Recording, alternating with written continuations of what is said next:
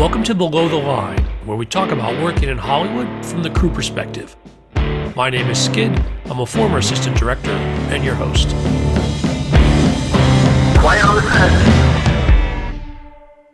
Today, we're trying something a little different. Rather than go behind the scenes on a full show, we're going to deep dive into one specific scene. The scene in question is from season 1 of Showtime's Kidding, starring Jim Carrey. More about that, but first, let me introduce our guests. Returning to the show, Katie Carroll, first assistant director. Welcome back. Hi, Skid. Glad to be back. Glad to have you. And joining us for the first time is Phil Bufano, set dresser. Phil, welcome. Hey, how's it going? Thanks, Skid. Glad to be here. Glad to have you both. Warning for listeners, today's conversation may contain spoilers. Again, though, we're not diving deep into the show. You should go watch it. And even if you haven't, this one scene is just pretty fascinating on its own. As we said, it's season 1. It's episode 3. And the character played by Ricky Lindholm, Shayna, she goes through a transformation inspired by watching Mr. Pickle's Puppet Time. Now, it covers a period of time, and all those transitions happen in a single shot. For those of you who are not familiar with it, it's easy enough to find. If you go on YouTube, search for Kidding behind the scenes, a couple of versions of it will pop up where there's the shot itself side by side with a high shot of the crew working these various spots. So go check it out. We'll be here when you get back. It's 2 minutes long, and I'll add some context for our conversation.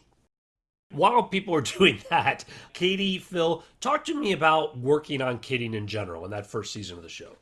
Oh, gosh. Well, when I first found out I was going to be on the show, I'm like, oh, Jim Carrey, that's exciting. It's Showtime. This will be different. And it was definitely an experience. Overall, I still loved it. It was very, very difficult. Michel Gondry was a showrunner and like the creative director. He did 6 out of 10 episodes. And he is very well known for his very creative shot selection and how he shoots things.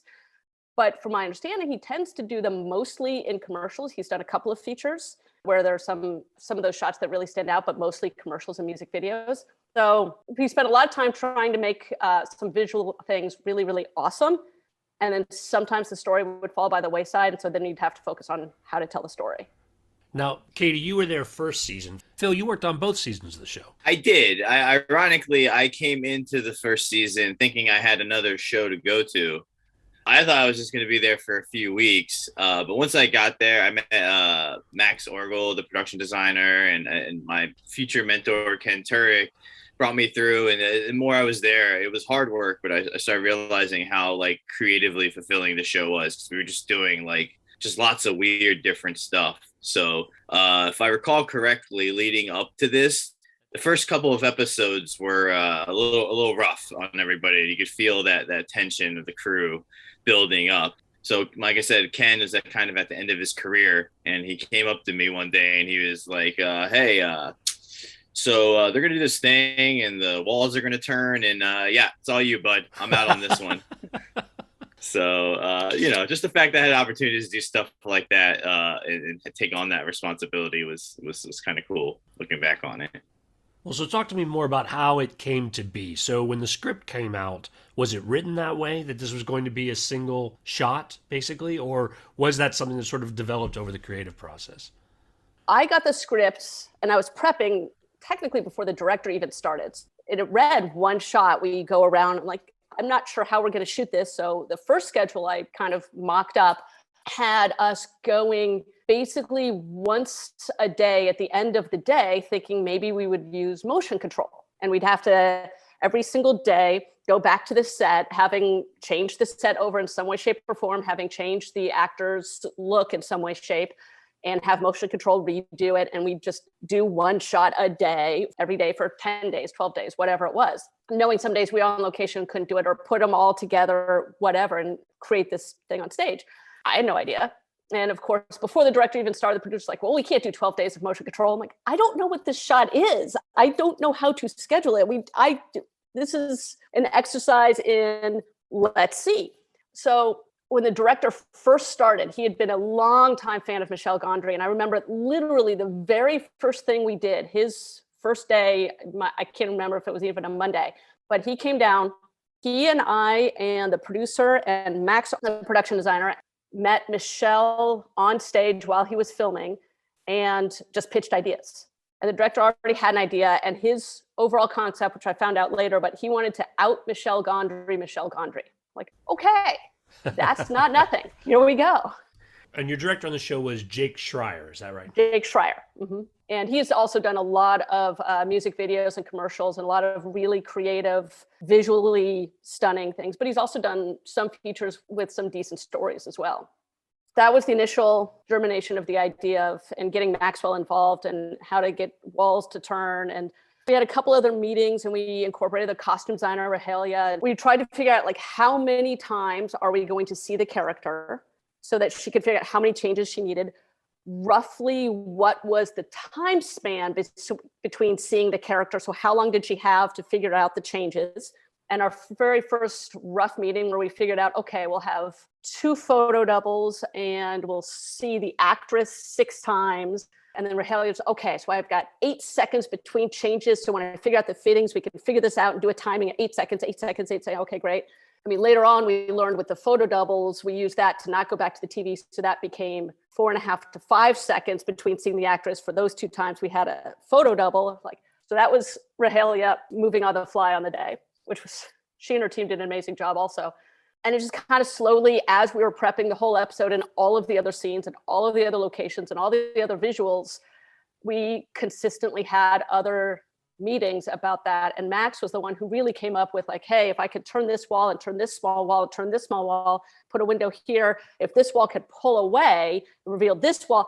So Max had a lot to do with it as well. And he and Jake really kind of jumped on each other in the right way of how to do this and helped create it. And amazingly, I don't know how much they kept talking to Michelle Gondry. Once Michelle Gondry gave the thumbs up to the idea, they just jumped on it. And I don't know how much Michelle really, he was kind of like, yeah, just let me know how it goes. Show me. Like, he didn't really want to put his 2 cents in. He wanted to stand back and let Jake and Max and Sean, the DP, do their thing. And like, okay, here we go.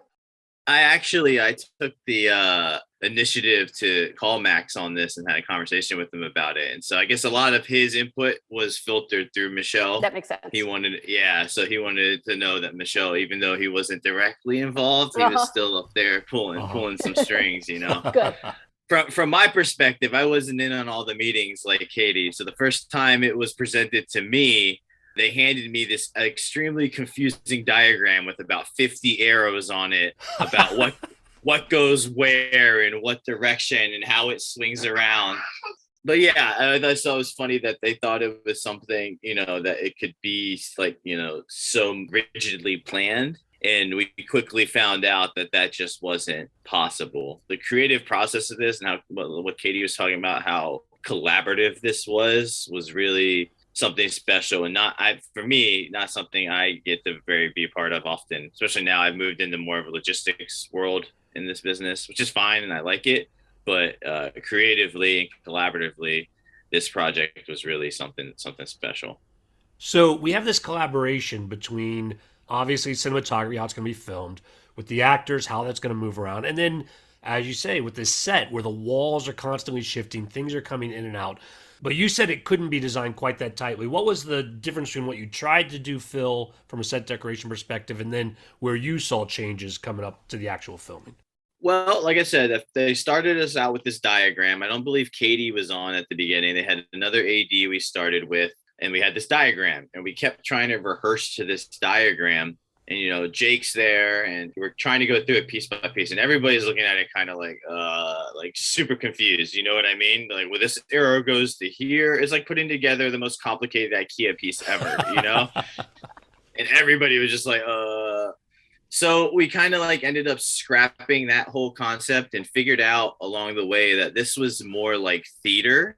Just because we're not the actors doesn't mean we don't have beats and timing and stage position. And we just figured out that we did it 15 seconds at a time, essentially. We rehearsed one thing, we saw how far we could get, and like, oh, okay, that works, or that doesn't work, or what can we do? Our decorator, Don Deers, was really great in coming in and helping us figure out the furniture, because furniture definitely had to change based on weight and accessibility through the doorways and exits. like I said, it was very like from a set dresser's perspective, like you never get to work with the director and the actor and give them your input on how things will work, you know. So, and they had to be like that because of just the nature of what this was, you know. Like it took everybody kind of whatever the best idea was had to happen, and it wasn't always mine for sure. But like my whole crew that I was working with, like everybody really focused on making this work and getting the time that we needed to hit. That was another big part of it. We were looking at what I think it was like a minute and a half was the goal.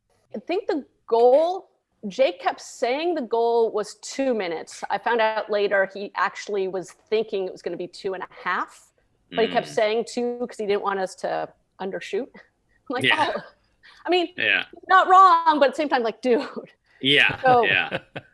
And it was funny with the other AD, the concept was because we had done a couple of mini rehearsals the day before, like how does this wall move? And like kept, as you and your crew were like working on some of the basics before we could even jump in.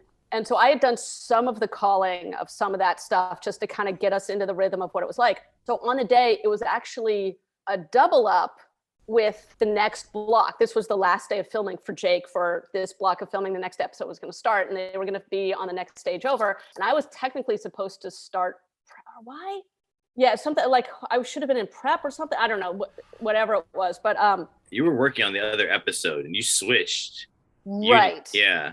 For whatever reason, I was supposed to first what was filming on the other stage, but it wouldn't have bbeen Jake because he would have had to direct this. So yeah, I think we blew it. Covering something. I think we blew everything up to put us all together because it seemed like when we all kind of like we're on the same page and we're like, all right, everything else gets scrapped. Put everyone else where they need to go. Like just you guys figure it out. And we thought we could, and I guess we did. Yeah, I brought in an AD who had theater experience. I'm like, okay, this is great. She has theater experience. She can jump in. But I didn't realize the knowledge of the last 3 weeks of us talking about it and doing it. Like, I couldn't transfer that within an hour of just conversation. No. I mean, she's a great AD. So I said, you go over there and help over there. And I'm just going to do this. And we spent all day on it because besides this one shot, we then had like 2 other scenes to do after that. Yeah, I think we had a week of rehearsals, if I recall correctly, for set deck. Right. We rehearsed for like a week straight. Mm-hmm. Nothing but that every day. And that was before we introduced the actor and the dog and the costume changes and a lot of the lighting changes. That's right. There's all the lighting and stuff that's shifting as well. And so it sounds like you set it up as a splinter unit. Yeah. Have the time to rehearse and really make sure everything was in place before you got to the day. Exactly. Yes, absolutely. Because once we were like truly prepping it, we realized we don't actually need the entire crew. It's one camera, so you don't need the second camera. It's minimal sound. It was a day player sound department, and I still remember the boom guy walking up and I'm like, no, you're not in there. Oh, but you're not in. You have not seen what's happening. You're not in there. No, but nope. And I appreciate what you want to get. I really, really do. Nothing in here. I'm going to be yelling the entire time. You're not going to get anything about. So yes, you can plant a mic in maybe one place, but all the furniture's moving. I don't think we even wired Ricky Lindholm just because she was constantly changing costumes. Oh, you know what it was? I think they planted a boom mic up at the top, kind of where I was above, so that they could get anything. But like, there's no valid dialogue to get there, and everything else are constantly yelling. Phil yelling, my yelling, other people yelling. Okay, good, and this and that. So the sound was kind of. I don't want to disparage sound, but it wasn't for that. For the collaborative effort of this scene, sound was kind of on the outside of that. Exactly. And then the lighting was pre-programmed in, so we just needed our dimmer board op, who was also amazing. I realized after the fact, like, wow, we never had to rehearse lighting. He just did his thing. And that's where Sean and Max had worked together for years. And so they had, I'm sure, had many, many conversations. Okay, when this happened, great, because I never worried about shadows. None of that stuff ever had to be part of our rehearsal. So that was already dialed in. And after that, like, you don't need 4 electricians and 4 grips. It's pre-rigged. It's all on the dimmer board. Like, you don't need a full crew is what I'm saying. So you needed the set dressers. You needed 4 different costumers to be at the different places Ricky came and went to help her change. You needed a couple of PAs to help the set dressers, who we jumped in to move furniture. And after that, that's kind of it. So we finally were like, okay, this doesn't need to be a full main unit thing. There's no point to it. You're not utilizing the whole crew. Once we get into the scene work, then we have a couple of extra guys who can come in and help us out. But it's a splinter unit. Well, but then you also need some kind of animal wrangler. You guys have live dogs coming in We and do. out, and I don't know how they do for rehearsal or Just when you can't make it any harder, you got to throw in some live animals. Multiple live animals. That's Right, the best part. exactly. The dogs, I mean, yes, they were show dogs, but at the same time, one was a puppy, so really not that much experience because I think we ended up with golden retrievers, golden labs, something like that. And I honestly, it was just because they were the ones that we could show the greatest growth. I think there was I think there were maybe 2 different options where the animal wrangler had a puppy and a full grown dog that looked the same. Then one other option was maybe a French bulldog. It's like, but it wasn't a baby puppy, it was bigger. So like they look the same. You can't tell age progression. Plus they're smart and the adult dog was show. So it worked out fine. But yeah, that was okay. So now we can't even keep certain doors open. We've got to be able to close them so the puppy doesn't run out or like, oh God, okay.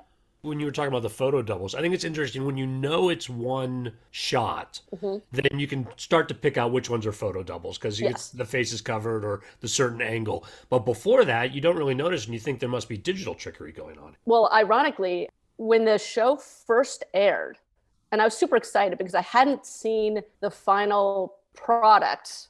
I'd seen our behind the scenes thing, but I hadn't seen the final product of what we filmed until the show aired.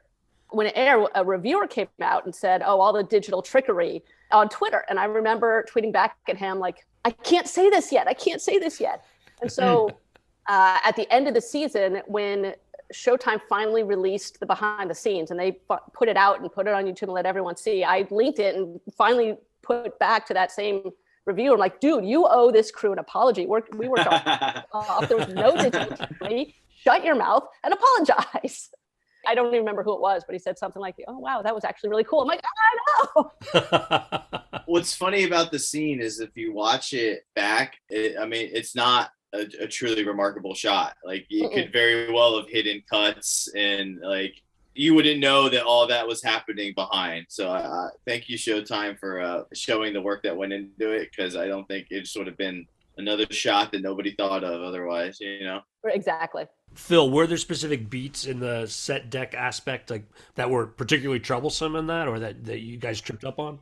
The couches are tricky because they're just big, but we figured that out. We ended up gluing things to tables so that tables were able to move in and out swiftly without stuff falling everywhere. Right. I'd say that the trickiest part's the TVs because they were practical and real and had to be plugged in. So we had to factor in plugging in things and unplugging things and making sure they turn on. And I think that was definitely the craziest part is we had the working TVs. And there were specific beats on the TVs that had to be hit because his dialogue, we're doing it. The whole thing is timed to a monologue on top of everything else. So the monologue needs to line up with what he's doing on TV. So that was nuts. The bike was big also. Yeah, I remember the bike. Yeah, Because the other thing is once somebody came in and a bike is cumbersome to move and hung it up, a couple of times you'd go back and like the wheel was still moving because you hung it so quickly. So you also had to hang it and then stop the spin.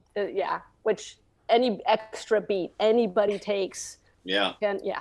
Our crew was so focused in and people I didn't even think. We had one guy that was, to not name names, but he was kind of not into it at the beginning. He's like, "Oh, it's never going to work. It's never going to work. This is stupid. Why are we doing this? Blah, blah, blah." And then by the end, he was like, yeah, he was so stoked. How many takes did you guys go to get one that you were happy with? We did 4. Well, with the morning of rehearsals. Yeah. We rehearsed all morning, and then I think I went to you guys at lunch and was like, "Look, like you can only move this furniture so many times. Like we're starting to fade, physically. We just can't be as quick if we keep going, and we got to definitely go for it." And I think, 4 after lunch, we got 4, and on 4, we nailed it. So It was really great. First take, I want to say was like almost 4 minutes. Yeah, it was long. It was long, but it was correct all the way through.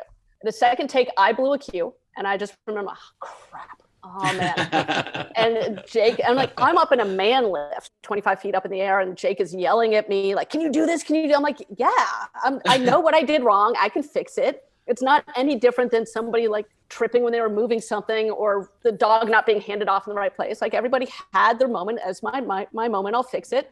as we learned from earlier when we brought in a different AD, like having someone else start over in my position is only going to make it worse. So let me just fix it. Don't worry.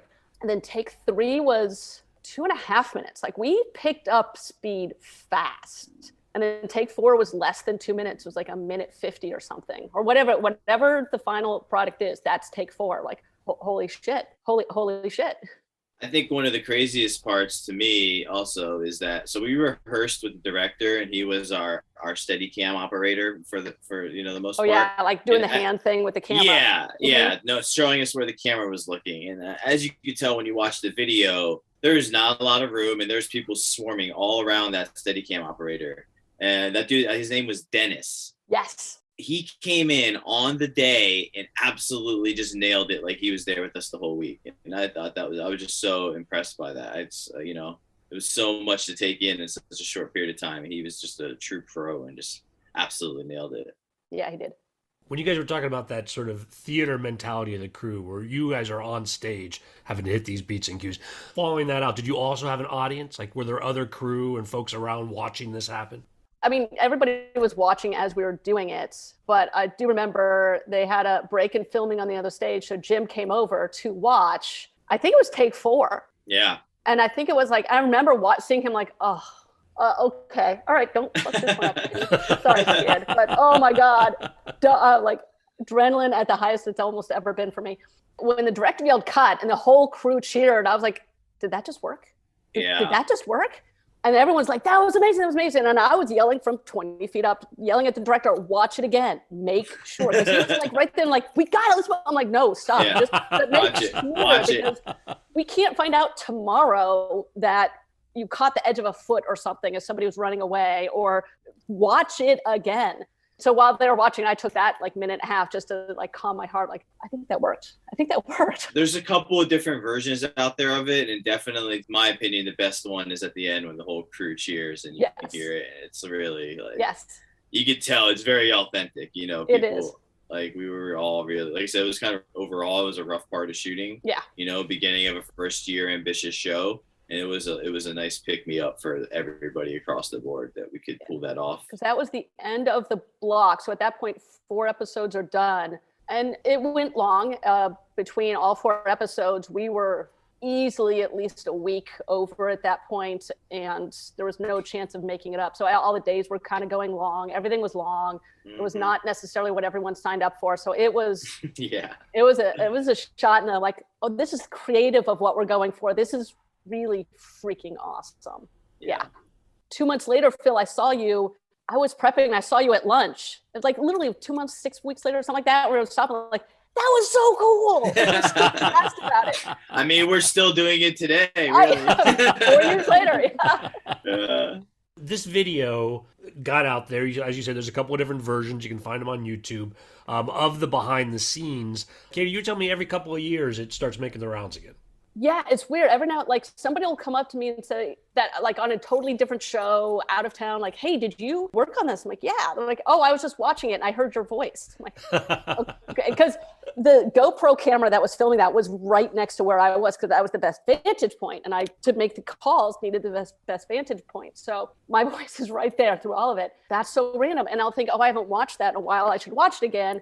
And I'll watch it, or the Facebook group Crew Stories came up and somebody was talking about, I'm like, oh yeah. So yeah, every couple of years, every year or so, somebody brings it up again, or somebody discovers it having not seen it or something. And it just kind of comes back as, this is one of the things we do that's really, really cool, that can really like vitalize you to how awesome this business is and some of the really awesome things we do and what keeps you in it, frankly. Sometimes the hours are long, it's grinding, and then something like this happens and it keeps you going. You're like, this is why I'm in this business. Absolutely. Every now and then I'll get somebody just out of the blue like, hey, have you seen this? I'm like, well.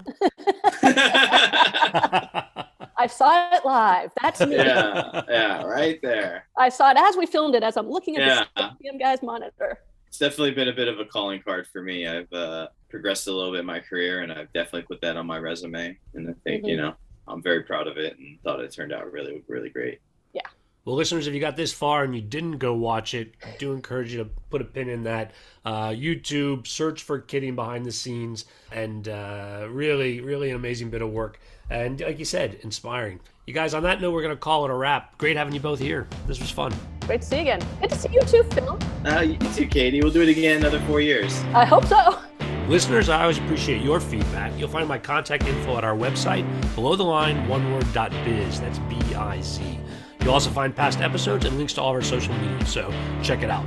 Phil, where are we going to see your work next? American Gigolos, so I'll be right back on Showtime.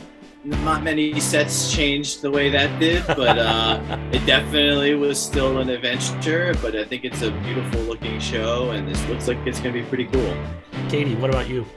I just finished up season 2 of Perry Mason. Also, no magic set changes. Period piece is totally different than Kid A. It was also very cool and fun to work on. My closing credits, thanks to Curtis Five for our music, John Juan for our logo, and to all of our listeners, I appreciate you. Please rate us wherever you get your podcasts and tell your friends. Thanks again from Below the Line. Oh boy, hold on. I have kid aggro. I need to lock my door. Sorry. Hi. Visitors. Hey, hi, how are you? All right. Sorry. I'll shut the lock door real quick. Sorry about that. Look, Logan. I thought I would too. Wherever we get a new audience, we're happy to bring them in on the podcast. Like, it's hard. Sunday morning is daddy time. Yeah. He snuck up on me on that one. I guess I should have locked the door. I put a little too much faith in him. Yeah, when this comes up in 14 years again. Yeah. And people watch the video and listen to the podcast, then you can tell them. And then he comes on and talks about how his dad worked on this project.